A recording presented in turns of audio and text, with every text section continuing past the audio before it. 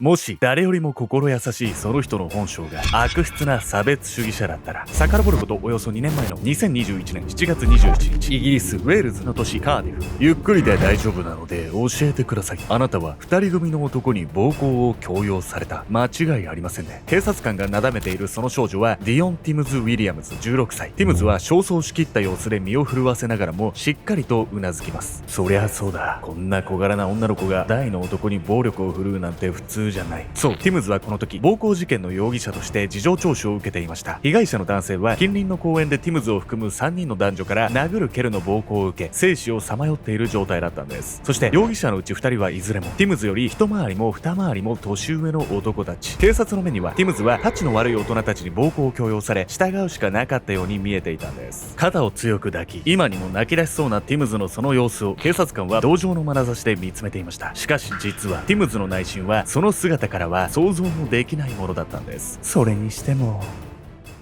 面白かったな、おっさん殴ったり蹴ったりするの。同情を向ける警察を嘲笑うかのように邪悪さを隠し持っていた少女。彼女が犯行に及んでしまった本当の理由とは。事件の背景にあったのは差別意識を口実にした純粋な悪の心だったんです。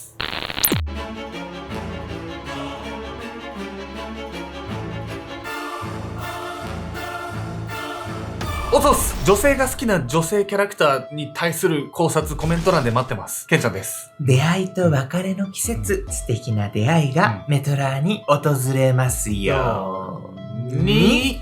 ヤミコです。ヤミコですまで言わせなさいよ、あんた本当にもう。本日ご紹介するのはイギリスウェールズで起こった暴行殺人事件について。この事件で逮捕されたのは3人組だったんですけれども、なんとそのうちの1人16歳の女子高生だったんです。なんていうのか、スケバンともまた違うけど、本当に不良かヤンキーかみたいな女子高生じゃないのよ。スケバンって古いんだってなんだよ。もう俺も知らないもん。まあでも実はですね、逮捕されてしまった時の彼女の様子っていうのはとても不良とは思えないような感じだったんです。一見ね、か弱い少女に見えるその彼女、一体どんな暴行事件を起こしたんでしょうか。まずは事件発覚のシーンから見ていきたいと思います。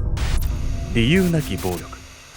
遡ることおよそ2年前の2021年7月20日、イギリス・ウェールズ最大の都市カーリフが今回の舞台。その日の深夜1時、とある公園に男性の悲鳴が鳴り響きました。お願いだ、やめてくれ。頭から血を流し、怯えた様子で地面にうずくまる男性。周囲には男性を取り囲むようにして見下ろす3人の男女が。おら、くたばれ。お前みたいなやつを見てると虫唾が走るんだよ。必死の命乞いに耳を傾けようともせず、男性を思い切り蹴り上げる中年の男。その様子に仲間の男も大きな笑い声を上げます。お前容赦なさすぎ、面白い。息ができなくなるほどの勢いで蹴り上げられた男性は朦朧とする意識の中、苦しそうに体を震わせていました。その時、お前ら何してんだ。潮時だな。騒動を聞きつけた男性が公園内に駆け込んでくると、3人はそそくさとその場を後にします。暴行を受けていた被害者は精神科医のゲイリー・ジェンキンス54歳。ゲイリーはその後すぐに病院に搬送されますが、長時間の暴行にさらされた彼は全身の骨折と脳内出血を伴う悲惨な状態。16日間生死をさまよった結果、翌月の初めに亡くなってしまうんです。何よこいつら、めちゃくちゃなんか楽しんでんじゃないのよ。でもなんか目撃者いるんだし、すぐ捕まんじゃない？そうなんです。そしてこの後ね、3人がゲイリーに暴行したね、本当にひどいね、理由が明らかになるんです。警察は目撃証言や防犯カメラの映像から被害者ゲイリーに暴行を加えた犯人をすぐに特定。ジェイソン・エドワーズ、リー・ストリックランド、そして16歳の少女ディオン・ティムズ・ウィリアムズがそれぞれ逮捕されることになります。君たちは一体何の恨みがあってあんなにひどいことを。警察が尋ねると、犯人のうちの一人エドワーズは鼻で笑うような態度でこう答えました。あいつが気持ち悪かったんだよ。だってあいつゲイなんだぜ。実のところ犯行現場の公園は近隣ではよく知られた同性愛者の出会いの場。3人は夜中にこの公園へやってきた被害者ゲイリーをゲイだと決めつけ、差別意識をむき出しに暴行を加えたんです。こんな理不尽なことが許されていいのか。しかしそう、犯人の供述に憤りを見せながらも警察にはまだ別に気がかりなことがありました。それは男たちと一緒に逮捕された少女ティムズのこと。ヘラヘラと笑いながら話す男2人とは違い、まだ幼い彼女は終始不安げにその身を震わせていたんです。同性愛者ってだけで暴行を加えるなんて、マジで胸くそ悪い事件じゃない。ついね、2年前なんで、もうこのね、多様性、ね、ダイバーシティと言われるこの現代において、未だにそんな差別が横行してるのかと思うと、本当こう、ね、甚だ悲しきというか、もう、教育なのか環境なのかとか、いろんな要素あると思うんですけどね。ただ気になるのはね、男たちに混ざって暴行を加えていたこの少女ね、ティムズなんです。一体なぜね、まだ16歳のこの少女、暴行ね、事件にこう加担してしまったんでしょうか。優しき少女。エドワーズとストリックランドとはこの日初めて会いました。二人が男の人を何度も殴ったり蹴ったりしててすごく怖かった。取り調べの最中、弱々しくそう語り始めたティムズ。担当の警察官は悲しげな表情で無理やり犯行に加担させられた彼女のことを見つめていました。16歳のティムズに対し二人の共犯者はいずれも成人男性。逆らえば自分がひどい目に遭わされると怯えるティムズの気持ちもやむを得ないものに思えたんです。毛布にくるまり今にも泣き出しそうな表情を浮かべるティムズ。取り返しのつかない犯罪を犯してしまった彼女は本来どんな少女だったんでしょうか。2005年、ティムズはカーディフから北西に10キロほど離れたクレイガウという村で生を受けます。おじさん、こんにちは。穏やかな笑顔で村人たちと挨拶を交わすティムズ。いやあ、ティムズ、今日はどこに行くんだ？村人にそう問われると、ティムズは荷物から何かを取り出します。たくさん作ったから売りに行くの。少し照れたような笑顔でティムズが取り出したのは自作の花飾り。村人はそんな彼女の様子を微笑ましく感じ、思わず頬を緩めました。さらにティムズはこう続けます。売上金を困っている人たちのために寄付するの。何よ、めちゃくちゃいい子じゃないのよ。子供がね、こうやって見ず知らずのね、人のために行動できるってすごいですよね。そしてそんなティムズにとって一番の特別な存在っていうのが彼女の父親だったんです。ふう、よし。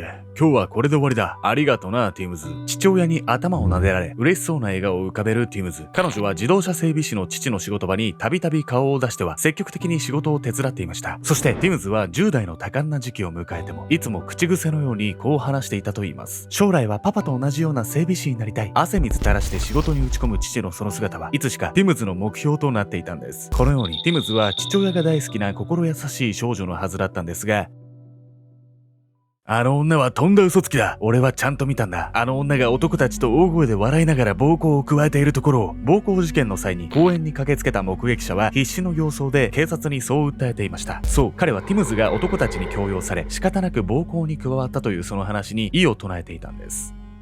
いやいや、でもティムズは楽しみながら犯罪を犯すような子には見えないわよ。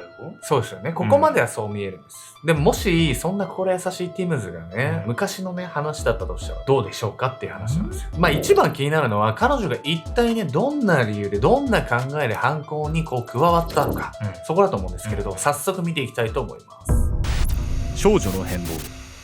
ティムズが楽しんで犯行に及んでいたという証言を聞いた警察は怪げそうにしながらももう一度ティムズに事情を問います。目撃者の証言と君の話に食い違っている部分があるんだ。本当の話を聞かせてくれないかな。すると言い逃れできないことを察したのか小さくため息をついたティムズ。そして彼女はそれまでの態度を一変させ一言こう言ったんです。だってゲイが気持ち悪かったんだもん。ティムズのその様子に心優しい少女の面影は微塵もありませんでした。彼女はこの2年ほど前に起こったある出来事をきっかけにその人格を大きく歪ませていたんです。ティムズ、ちょっと話をしよう。そう言って両親がティムズをリビングへ呼び出したのは彼女が14歳の頃のこと。テーブルを挟み向かい合って座る両親には一切の笑顔はなく、いつも優しい父親もこの日ばかりは深刻な表情を浮かべていました。そんな両親の様子に胸騒ぎを覚えながらも彼らと同じテーブルについたティムズ。すると重苦しい空気の中、父親はこんな話を切り出したんです。ティムズ、落ち着いて聞いてほしい。パパはこの家を出ていく。父親のその言葉にティムズは頭の中が真っ白になりました。そう、両親はこの時離婚し、ティムズは大好きな父親と離れて暮らすことになったんです。いやよ、パパ、置いてかないで。ティムズは泣いて父親にすがるんですが、父親は何も言わず、彼女を残してその家を後にします。大好きだったのに、どれだけ愛してたって人は簡単に裏切るんだ。自分を捨てて出て行った父親への憎しみを募らせたティムズは、それ以来まるで寂しさを埋めるかのように地元の不良グループへ出入りするようになりました。柄の悪い男たちとふざけながら歩くティムズの姿に村人たちは眉を潜めながら口々にこう噂していたと言います。ティムズは一体どうしちまったってんだ。これじゃまるでジキルとハイドじゃないか。父さんのことね、大好きだったもんね。でもちょっと待って、ジキルとハイドって聞いたことあるけどどういうことなの？ジキルとハイドっていうのは人間のね、二面性を表すこう比喩だったりでこう使われる言葉なんです。というわけで本日のメトラーキーワード、ジキルとハイドについて。ジキルとハイドという言葉は1886年に発表されたロバート・ルイス・スティーブンソンの小説ジキル博士とハイド氏に端を発するもの。作中では主人公のジキル博士が自身の悪の部分を切り離し別人格として出現させる薬を開発。そんな悪の部分から生まれたハイド氏とジキル博士の2人を主軸に人間の二面性を表現する物語となっているんです。この物語から転じてジキルとハイドは乖離性同一性障害、いわゆる多重人格の症状を表す言葉として用いられるようになりました。近年はその意味がさらに広がり、裏表の激しい性格を表す際にも用いられるようになっているんです。最愛の父親との別れをきっかけに自身の悪の部分を目覚めさせてしまったティームズ。事件当日のね、彼女のその振る舞いっていうのはまさに邪悪そのものだったんです。純粋な悪意。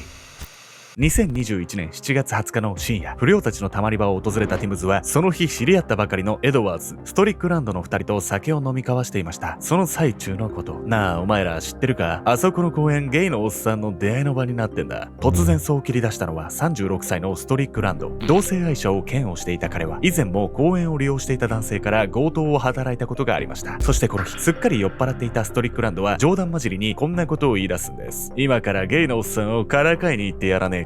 ティムズとエドワーズはその誘いに喜んで賛同。3人は完全に酔っ払いのテンションで例の公園まで足を運んだんです。もうやめてくれ、死んじまう。3人から散々に暴行を加えられ、涙を流しながら命乞いをするゲイリー。そんなゲイリーの様子にティムズはひときわ興奮した様子で声を上げる。いいぞいいぞ、もっと殴れ、もっと蹴れ。代わる代わるゲイリーに暴行を加える3人。ストリックランド、エドワーズのそれと比べ腕力のないティムズの攻撃はダメージこそ少なかったかもしれない。ただ3人の中で一番その瞬間を楽しんでいたのは間違いなくティムズだった。なんでこんなことを。息も絶え絶えなゲイリーが尋ねると、エドワーズはその背中を踏みつけながらこう吐き捨てた。ゲイはキモいからだよ。エドワーズのその言葉にティムズも一層嬉しそうに同調する。そうよ、この豚、汚いゲイ野郎。そう言って満面の笑みを浮かべたティムズのその顔は、父親に撫でられ喜んでいたあの頃の笑顔とはもはや似ても似つかないものだった。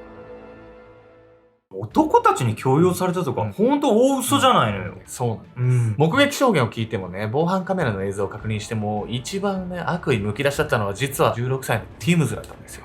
全てが明るみになった後のティムズは当初の怯えたような演技もすぐにやめ、明らかに開き直った姿を見せていたといいます。ねえ、壁の色地味じゃない？もっと綺麗なところで撮ってよ。カメラを向けた警察官に向かい、拗ねたように口を尖らせてそう言ったティムズ。撮影されたその写真には、逮捕された直後とは思えない不敵な笑みを浮かべた彼女が写されていました。さらに事件が報じられると、彼女の故郷フレイガウの村の人々は騒然とします。その理由はまだ16歳のティムズが殺人事件を起こしてしまったことに対してだけではないんです。ティムズが同性愛者を嫌っていたって？一体どういうことだよ。だってティムズも同性愛者じゃないか。そう、ティムズは自身も同性愛者でありながら、同性愛者への嫌悪感を理由に犯行に及ぶという矛盾以外の何者でもない行為に出ていたんです。もはや被害者が同性愛者であるか否かはどうでもよく、ティムズは暴力を振るえるその機会を純粋に楽しんでいただけなのではないでしょうか。こうして迎えた2022年3月25日、ティムズら3人にはそれぞれ全員に終身刑が言い渡されることに。父親思いの心優しい少女だったティムズは優位に立てる状況で迷わず人を攻撃し、口汚く罵る犯罪者へとその姿を変えてしまいました。父親との離別以来、彼と過ごしていたその時間をならず者たちと過ごすようになっていたティムズ。彼女の慣れの果てを思うと、思春期の子供が周囲の環境から受ける影響がいかに計り知れないものかを思い知らされます。